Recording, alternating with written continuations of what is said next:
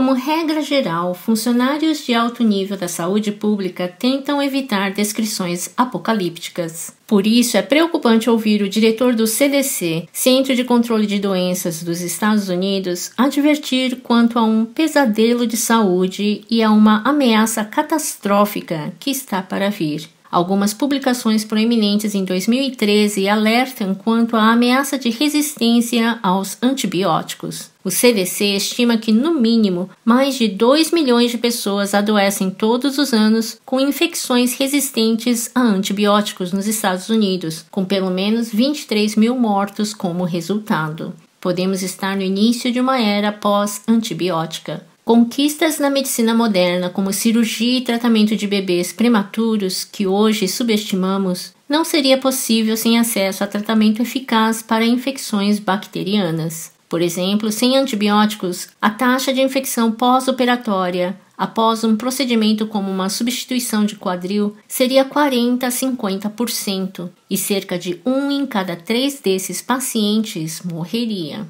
Isso são probabilidades da roleta russa. Por isso, os chamados piores cenários onde infecções resistentes podem custar 50 bilhões de dólares por ano pode ser uma subestimação. Do berço à sepultura, os antibióticos tornaram-se fundamentais para proteger a saúde geral da sociedade humana. Por isso, a frase pessimista dos oficiais da área pode ser justificado. Existem agora infecções como enterobactérias resistentes a quase todos os antibióticos, incluindo a carbapenema, considerada a droga de último recurso. Preocupantemente, algumas dessas drogas de último recurso estão sendo extensivamente usadas na agricultura animal. Segundo a Organização Mundial da Saúde, mais antibióticos são dados a animais de criação do que são usados para tratar doenças em pacientes humanos. Os médicos prescrevem antibióticos demais, mas enormes quantidades de antibióticos são usados na piscicultura e outras atividades industriais intensivas, até 4 vezes a quantidade utilizada na medicina humana.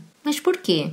Crescimento abaixo do peso ideal de abate causado por condições anti-higiênicas pode ser compensado com a adição de antibióticos na ração. Em vez de aliviar quaisquer condições estressantes e pouco higiênicas, pode ser mais barato simplesmente dar drogas aos animais. Desta forma, a pecuária industrial está impulsionando o crescimento de organismos resistentes a antibióticos que causam doenças humanas. Isto pode ajudar a reforçar o objetivo de diminuir custos da indústria, mas no processo, as bactérias estão desenvolvendo resistência antimicrobiana, o que afeta a saúde humana. Nos Estados Unidos, a FDA, Administração de Alimentos e Drogas, relata que 80% dos antibióticos nos Estados Unidos são usados em animais de alimentação, principalmente para promover o crescimento neste tipo de produção de alta densidade. Isso pode selecionar bactérias resistentes aos antibióticos como Staph aureus, resistente à meticilina, MRSA ou MRSA, considerada uma séria ameaça nos Estados Unidos. Estas operações industriais de porcos podem fornecer condições ideais para a introdução e transmissão de MRSA.